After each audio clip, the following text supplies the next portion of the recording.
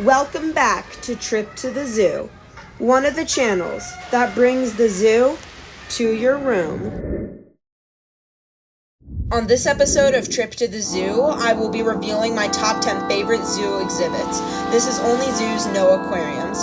Also, just a warning, I do not have footage from all of these parks, meaning for many of these, I'll only be using photographs. Now, without farther ado, let's begin. At number 10, Scaly, Slimy, and Spectacular. This is one of, if not the greatest reptile house I have ever visited. Unlike much of Zoo Atlanta, which was known for its pandas and other rare animals, Scaly, Slimy, and Spectacular is famous for its design and not the species list, as the species list goes pretty average for a modern reptile house, but the design is spectacular, like in the name. It takes you out to a beautiful jungle and desert, making you feel really immersed, and it even made me feel like I was back in Omaha. Now, into the realm of photography, because I don't have footage of the rest. Number 9, the Tiger Crossroads at the Nashville Zoo.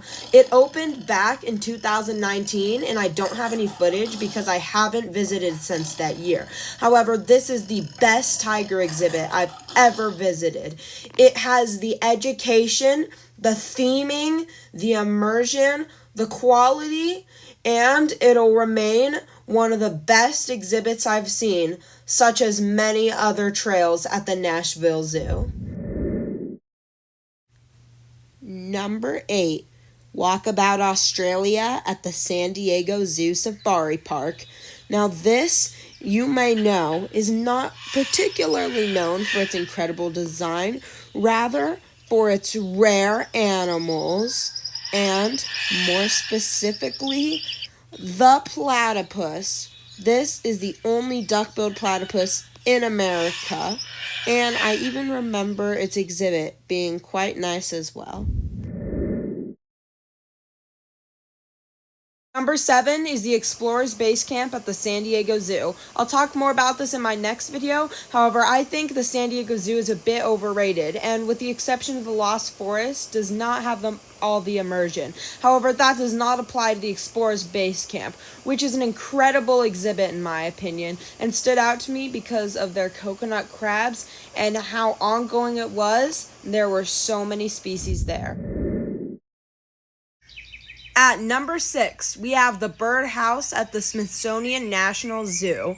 When I first visited this exhibit, it made my eyes pop out of my face. I was stunned at how absolutely incredible this birdhouse is. I never got the pleasure of getting to visit the old birdhouse at the Smithsonian's National Zoo. However, whatever it looked like, I'm sure the new one is a major upgrade.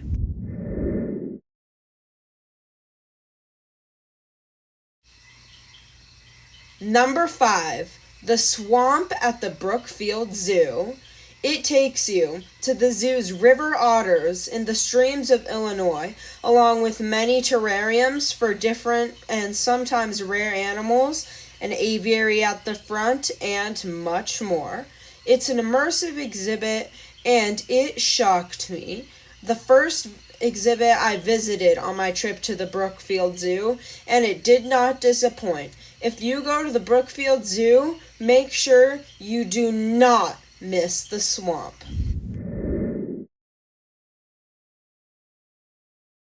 At number 4, as you could tell, one of my favorites, the Tropic World at the Brookfield Zoo.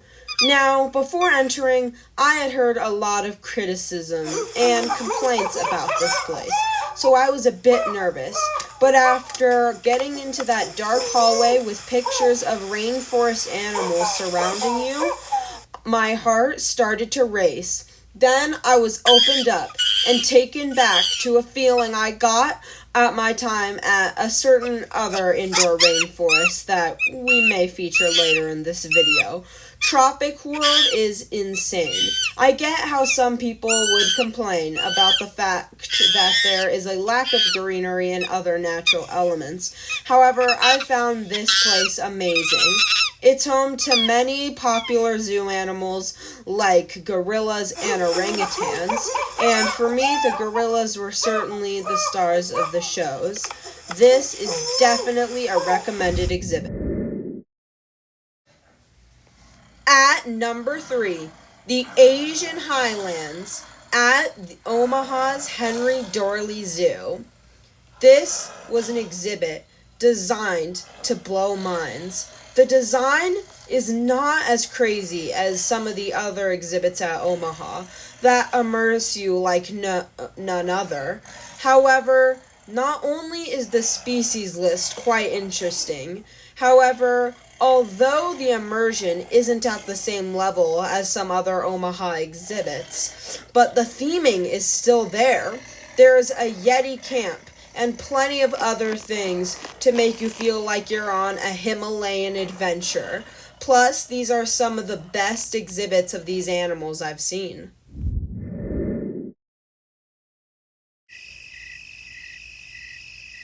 Number 2, to one of what I seriously mean, one of my all-time favorites, the Kingdoms of the Night at Omaha's Henry Doorly Zoo.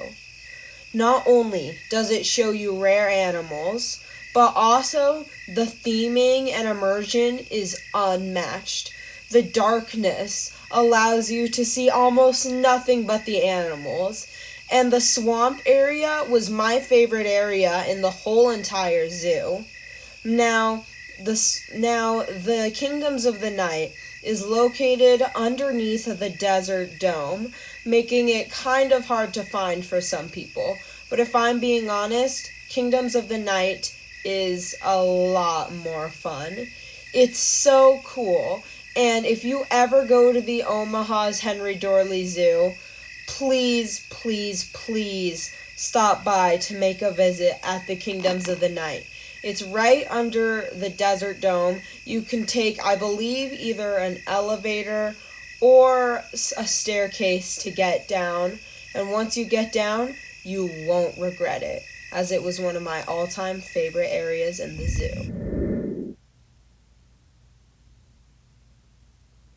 You know, placing the number 1 spot was really difficult, I must admit.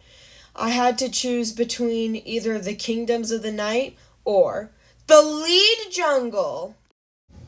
Many people claim that this is the most immersive attraction and greatest of any zoo in America, and I must admit, I'm 100% one of those people.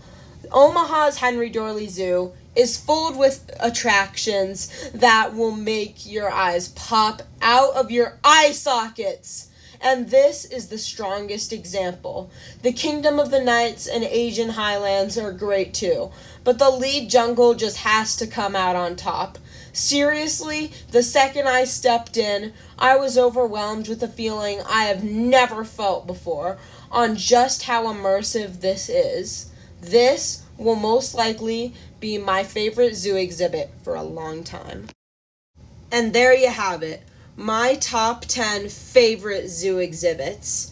If you have any ideas for kinds of videos I should do, leave them in the comments below. Next time I see you guys, we'll either be ranking zoos or in Honolulu. Go subscribe. Goodbye.